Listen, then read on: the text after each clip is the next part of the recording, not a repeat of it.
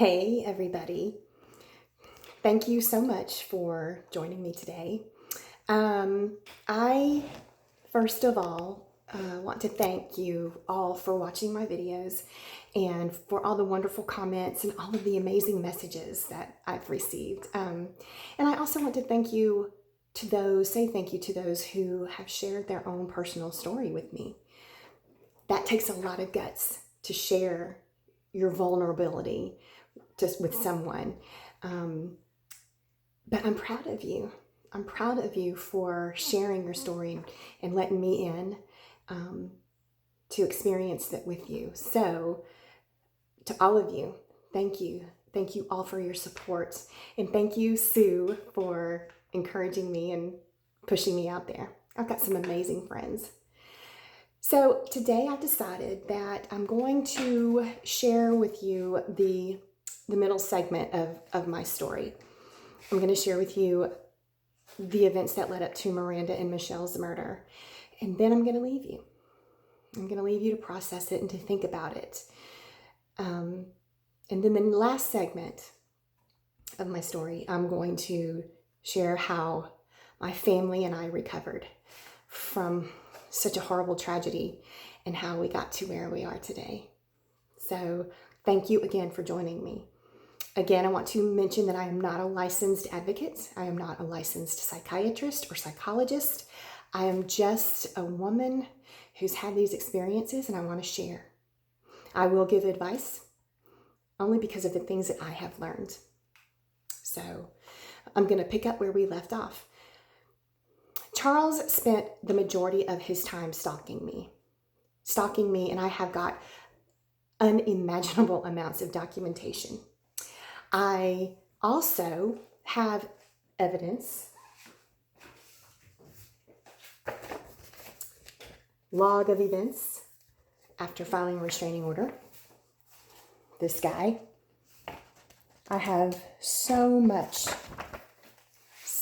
I had so much evidence against this guy.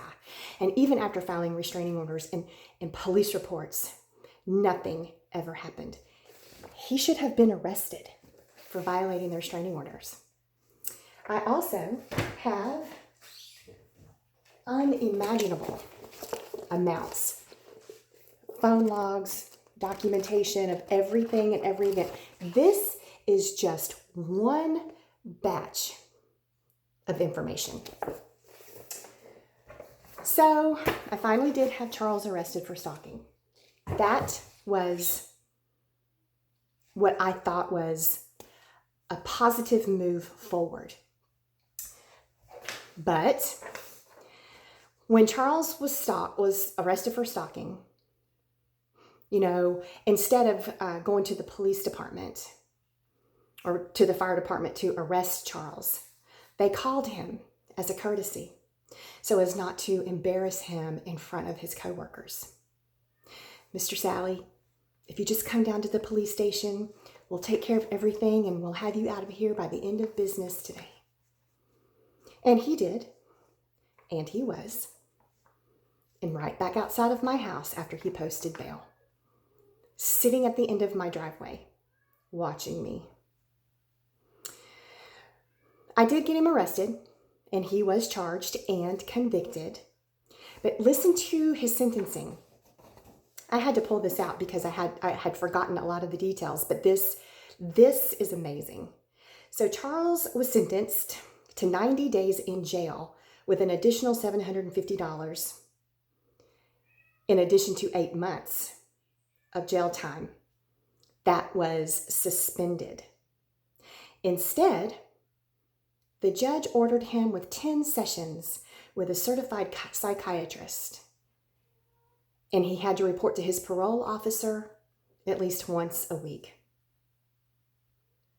10 sessions with a certified psychiatrist. Now that may have helped him, but you know what? His parole officer, somehow or another, knocked it down to 1 week. 1 week of anger management. Charles did his 1 week, and he reported to his parole officer right across the street from my place of work, my employment. He did what he was supposed to do. Got a slap on the wrist, went back to work. He got to keep his job, and he was granted joint custody of Miranda. I thought that the torture would never end. I had become numb to it. I had become numb to the fact that one day I was going to lose my life. One day he was going to walk up to me and shoot me dead, or have someone do it, which in fact, in 1996, I believe, and I have evidence in depositions that he solicited a coworker to see if he knew someone who would kill me and my family. This guy was so upset and so shocked that he actually went to his captain. And the captain, says, "Are you sure? Are you sure that's, you take him seriously?" And this firefighter, Charles's coworker, was like, "Yes, you should have seen his face." This firefighter did the right thing. He was afraid for me. He was afraid for me and for Miranda, and he reported it. But the captain did not take it serious and never reported it to the chief. Never reported it. Nothing was ever done to Charles. Nothing. That right there, had we known that, could have saved Miranda's life. That is a crime. It's a felony to solicit a hitman. And I have it all. I have it all the evidence. But instead, Charles was let out, given joint custody, and he never had to pay one dime, and he never had to spend any time in jail. 1 week's worth of anger management. After that, things kind of started to calm down. I had met my husband, Jeff, and Charles had met another woman, Michelle. And they dated for about 8 months, and things actually kind of calmed down. But it was only because he found somebody new. Jeff and I were going to get married. Charles and Michelle were going to get married. And for the first time, I thought, we're going to be okay. We're going to survive this. We can do this. Charles had become controlling and obsessive with Michelle. And after about 8 months, she decided that's not what she wanted for her life. That's not what she wanted. She didn't want Charles. And, she had 2 daughters of her own who were young, 13 and 15, preteen daughters. And, here we had Miranda, and she was 3. And Michelle just decided, this is not what I want. I don't want to be with this guy. But she knew that it was going to be so difficult for her to get away. And Michelle and I never talked. I don't ever recall a conversation with her, because I'm going to tell you why, because this is what happens. Charles had demonized me so bad and so much to Michelle. Michelle despised me. She just knew that I was just this horrible person. But you know what? Charles did the same thing to his first wife with me. He had me so convinced that this woman was the most awful mother on the planet, and that his son was in grave danger. He did the same thing to me with Michelle. And she just she knew she needed to get away. So she told Charles that he needed to leave because he had moved in with her. And she knew that he had to move back home with his parents, which of course was a huge blow to his ego.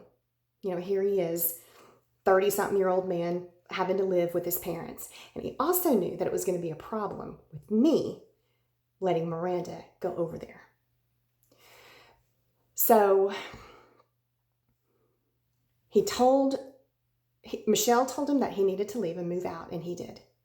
And then her life became complete and total misery. Her life became a complete and total hell.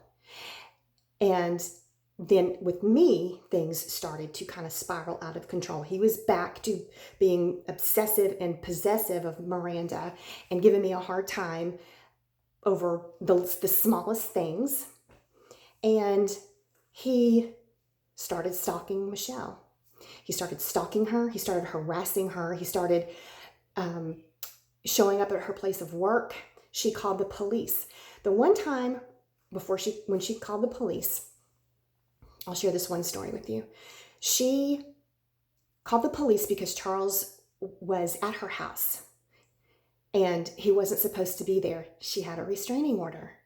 So the police get there and all they do is they tell him to leave. He needs to leave. Charles, you need to leave. Get in your truck and leave. He was never arrested. And the police officer tells Charles to leave, and then he leaves, leaving Michelle there alone. You know, he had spent every waking, breathing moment stalking Michelle, taking her picture, doing all of these things. He even somehow got into her garage one night, got in the back seat of her car, and as she was getting her children to school, she gets in the car and he attacks her. He startles her. He's and then if you can imagine, she's terrified. Her daughters are terrified, and she gets out of the car and tells the youngest, I think, to drive to the neighbors. This child was 13 and she needed to get help because Charles had attacked them and was threatening everything. And this is the kind of thing that Charles did repeatedly with his first wife, with me, and now Michelle. And her life was a living hell. So after that, and he moved back home, things started to spiral out of control. And Charles began to lose touch with reality, what was happening. And what was happening was he was, again, not in control of Michelle. He felt his grip loosening, and he hated that. He hated the thought that she would move on without him, that maybe she would find someone else. He hated the fact that she had decided that he was not what she wanted for her life. So on a cold Tuesday night, after Charles had visited his parole officer, because Michelle had called his parole officer because he had violated the restraining order, on January 12th, 1999, it was a cold Tuesday. And I remember I had gone to New Orleans for the week because I had finally gained my deputy assessor's certification. And this was a huge deal for me. I had worked for 6 years to get this certification, and it meant the world to me. But I could not take Miranda with me. And Charles refused to let anyone else take her or have her. And he always said, and he always told me, and I was always told, if I don't let him have her, then I could be arrested for kidnapping. I was forced by the judge, by the paperwork, by the child custody papers, to leave my child with this monster. This is unforgivable. So I remember dropping her off at school on Monday. and turning away from her with this sadness in my heart having to leave her. On Tuesday, January 12th, I called to talk to Miranda before bed. I called to talk to her and tell her good night, and it was around 7 o'clock, and I knew that they should have been home, that he should have already fed her, and his father answered the phone, Charles's dad. And I said, I would like to talk to Miranda. Is she there? No, they're not here, and I haven't seen them. I haven't seen them at all today. And I said, okay, I'll call back in an hour. And I called back, and Charles's father answered the phone again, and then passed the phone to a police officer. Now, at the time, the police officer didn't know who I was. He didn't have any idea who I was. So,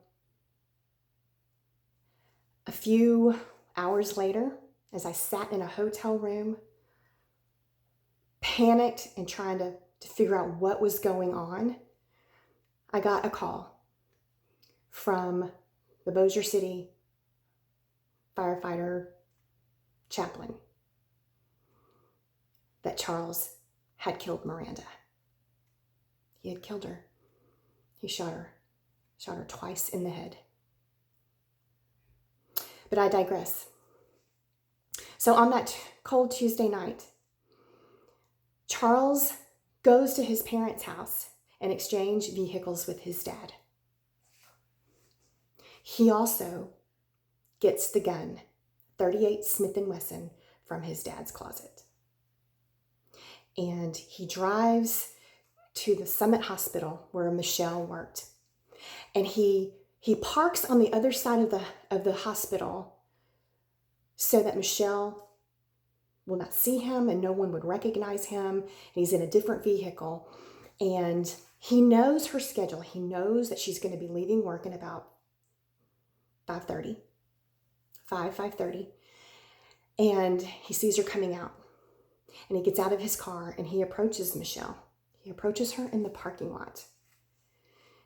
And he just begs her, please, just give me 2 minutes of your time. Just talk to me. We need to talk. I want to talk to you. And she says no. Now, mind you, she is surrounded by friends and coworkers. And she says no. You are not supposed to be here. You are violating your restraining order. If you don't leave, I am calling the police. It was at that time that Charles pulled out that .38 Smith & Wesson that he got from his father. And he shot Michelle point blank in the face at least 3 times. Michelle falls to the ground, dead and unrecognizable. He then drags her lifeless body to a grassy median in the parking lot. And he lays her out. And then he goes to the truck where he left my precious Miranda sitting alone. And he goes over to her and he walks her over to Michelle's dead body. This precious 3-year-old child. And he's holding her on his lap and he's whispering in her ear, according to witnesses. And he pulls the gun up to her temple, her tiny little temple, and pulls the trigger. If that wasn't enough, he turns her over and he shoots her again. He lays her body next to Michelle's. And then he takes out a hunting knife that was a gift from his father. And he begins to stab Michelle over and over and over, mutilating her body. As you can imagine, the scene was like no other. By that time, the fire department was there. The police were there. Witnesses, everyone in that parking lot ran screaming for their lives. They were hiding under cars. They ran back into the building. They ran out into a field out by the hospital. People were terrified. This was domestic terrorism right here. And Charles is wandering the parking lot with his gun. And he puts the gun in his mouth and he pulls the trigger.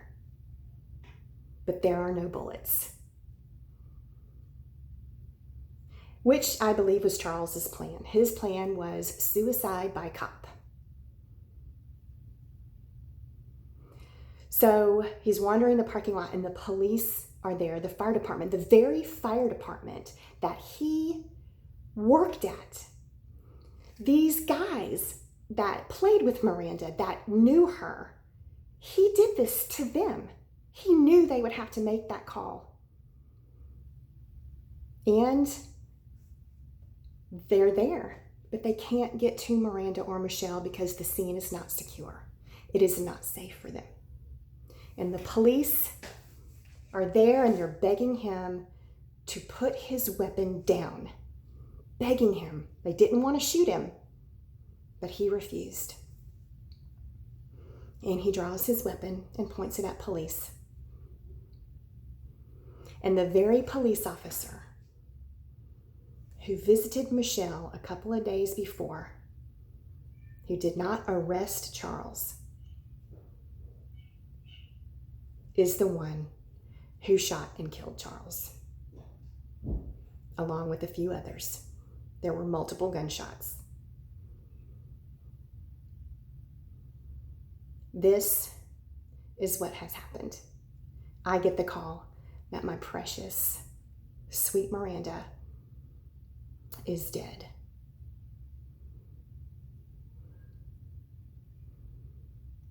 I don't cry anymore. I do sometimes. But you know, I'm all cried out. I'm all cried out. I want to change. I want to change for Louisiana. I want to change for women and children in Louisiana. So, I'm going to leave you with it. I'm going to leave you with this. And I will be back to share with you my healing and how my family got through this. Thank you for watching. Thank you for all of your love and encouragement. I'll see you soon.